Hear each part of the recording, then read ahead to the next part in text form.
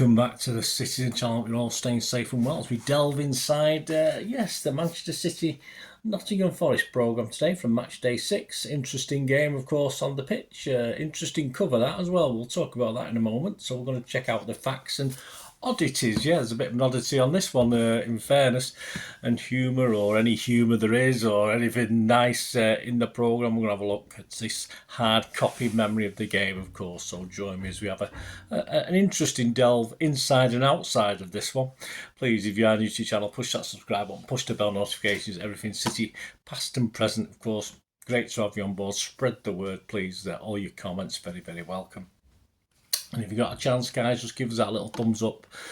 Press that like button, that'd be wonderful. Of course, every programme is available now at home. You don't have to go to the games anymore. You don't have to attend to get the programme, which, it's nice. It depends where you are. If you're outside of the UK, it's not that easy to attend, is it? Or if you live a couple of hundred miles away or whatever.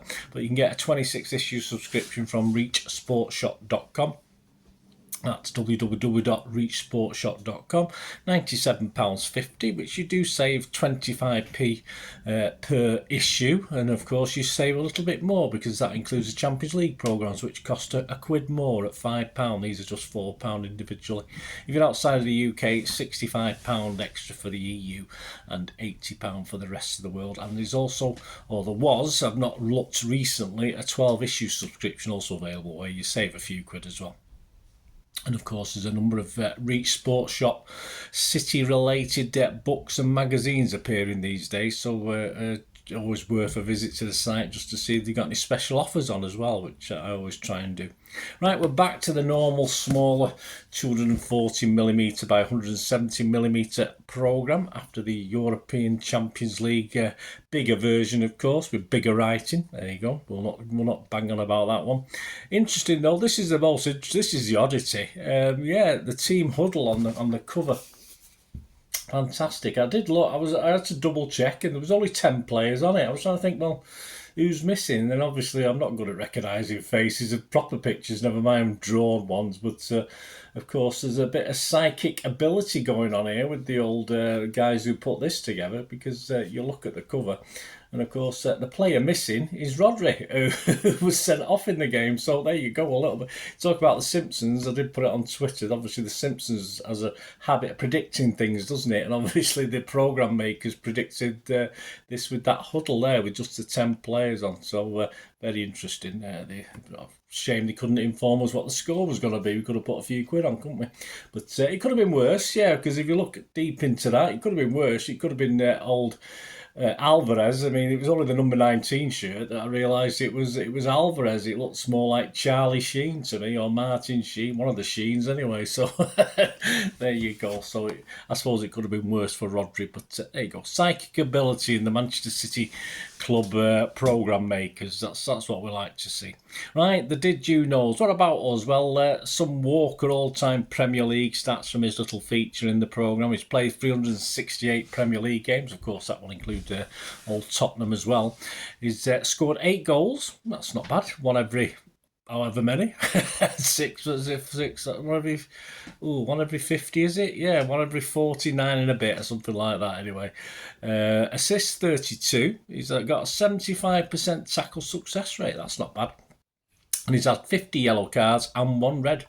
Foden, this is from the head-to-head feature, his all-time Premier League appearances. He's done 134. I wonder how many from the bench, according to some soothsayers or naysayers back in the day, of course. 35 goals. Just one with his head, though. It's now 36 goals, of course, after the Forest game. But, just one with his head. Perhaps he needs to sharpen up on that a little bit. 21 assists, and his shot accuracy is 42%, a little bit higher than I thought, in fairness. I used to pick on him a little bit, but that's only recently. I think he had a far better success rate in his early days. I think it's just recently, apart from this game, that his shooting left a little bit to be desired. We've got Peter Barnes, who features in my Maine game, which is obviously Maine Road, and he remembers the 1976 semi-final second leg 4-0 win. I was there that night, great night at Maine Road in the League Cup. More on that in the excerpt of the day in a moment. The lowdown gives us 10 things we didn't know about old Doku, or young Doku, at Rons, however you pronounce that, in League One. He set the league record for the most dribbles in a game, 12 against Bordeaux, and he is the sixth Belgium to play for City. Can you name the other five? Well, it's not a quiz. I'll give you the other five. Van Buiten, De Vliega, I'll have to look him up, I don't remember him, and Penza, and of course KDB and Vinny before him. Gary James looks back at the 2021 COVID-affected season, of course, which was mainly played in empty stadiums, and if you forgot, or you've forgotten what happened that season, we were 11th on the 21st of November after a Spurs defeat at their place. So from the 21st of November, all of a sudden, by April Fool's Day, we were 14 points clear of our nearest rivals, United. So we strolled it, didn't we? I could do that this season as well, but Walker's said we could do it, but we'll have to see, won't we? And of course, sadly that season, 2021 season, in January, King Colin sadly passed away. Rest in peace, Blue. Marc McCarthy in Kitted Outlooks at 1988. That was a good year. With City now having Brother on the shirt, and I think the sponsorship was worth about $500,000 at the time. Big money.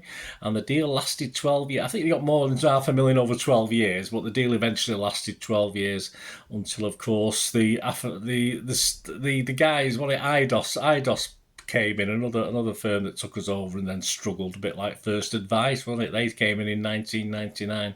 What didn't we know about Forest? Well, there's not a lot of information on Forest in this programme, in fairness. Their all-time top goal scorer is a wonderfully named Grenville Morris with 217 goals, and their appearance record holder is almost as well named a Bob McKinley with 692.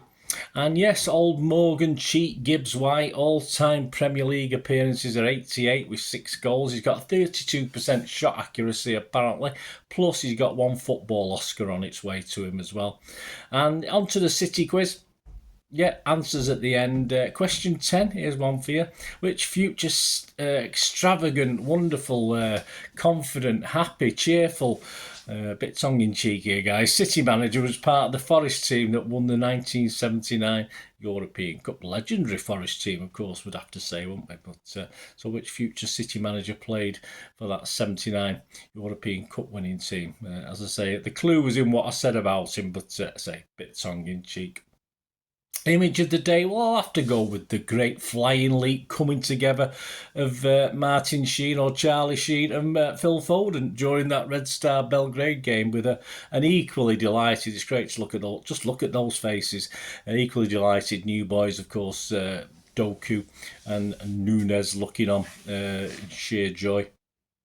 Back to the excerpt of the day. As I said, we're going to have a look at Peter Barnes' my Maine game, obviously a sort of Q&A. He was asked what was the atmosphere like in Maine Road that night. Well, it was pretty good, I remember. I'm going to remember 47 years ago. Well, probably not, but no doubt it was. The atmosphere at evening games was great. It certainly was. It was different. Different. There was something when you were under the floodlights at night and fans were coming after work to get to the game. The midweek games were a bit more special. The atmosphere was more intense. It was a bit noisier in those days. The fans could stand and were packed in like sardines, and I think that contributed to the crowd being louder. Yeah, just have a look at the crowd that night. It was 44,426 at Maine Road, the 21st of January 1976, of course. He was asked, Middlesbrough had won the first leg 1-0, but early goals from Jed Keegan and Alan Oakes provided the perfect start. And Peter said, it was a great atmosphere, and to go in front with Jed and Alan scoring, we could relax and enjoy the game more. They were a good side, but we didn't lose many games at home at that time, and I think we were more confident of getting a result. Yeah, I think going back to the time, I mean, losing 1-0 at half-time, if you like, in a two-legged thing, yeah, I think, as Peter stated there, the confidence with City fans with City was always, even in those days, we obviously won the cup that year, then won sod all for a long time, but it was always high. We always 1-0 for us. That was a victory away from home, 1-0. We always thought we could turn teams over at Maine Road, so he's probably right. He was asked, what do you remember about your goal? He said, I just broke away. I can't remember who laid it on for me. I just remember running away from a defender. I think it was John Craggs, and striking it low and hard in the corner. Craggs was a big, strong fullback, and he was always trying to kick me in those days. They were always trying to push you on the track. If they couldn't get the ball, they would get the man. He was a bit of a dirty so-and-so. I think I'd left him for dead that time. Mr. Craggs is still around. The Kippax was behind me. He always gave us great support. The noise we got from the fans was wonderful. It was a great night for us all. And the final question before we leave this little excerpt. He went on to score a goal in the final when we beat Newcastle 2-1, and the following day collected the PFA Young Players of the Year award. That was quite a weekend for an 18-year-old. He said, yeah, it was a dream to play in that side with so many good players and to win the cup final against Newcastle and score a goal and then get the Young Player award. It was a fairy tale start to my career. It was very exciting times. It's a shame that side didn't stick together for a bit longer. Yeah, I had a really good chat with Peter Barnes at a charity match once. Great bloke, Peter Barnes.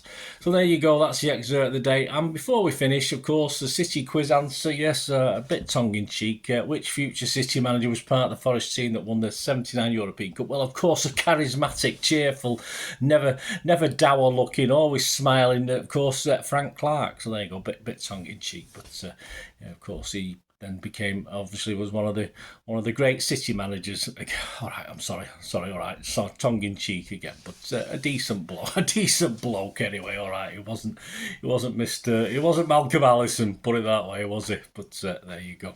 So I hope you enjoyed that. Hope you enjoyed that little version of I Didn't Know That from the matchday programme of City against Nottingham Forest on the 23rd of September 2023. Let me know your thoughts. As I say, it is available from www.reachsportshop.com, and you can buy them individually as well, so you don't always have to buy the subscription. Just work out at £4 plus postage, which is about $2.95 or something like that. Thanks for watching, guys. Until we meet again, that's one thing, don't I? Please stay safe, please. Come on, City. Bye for now.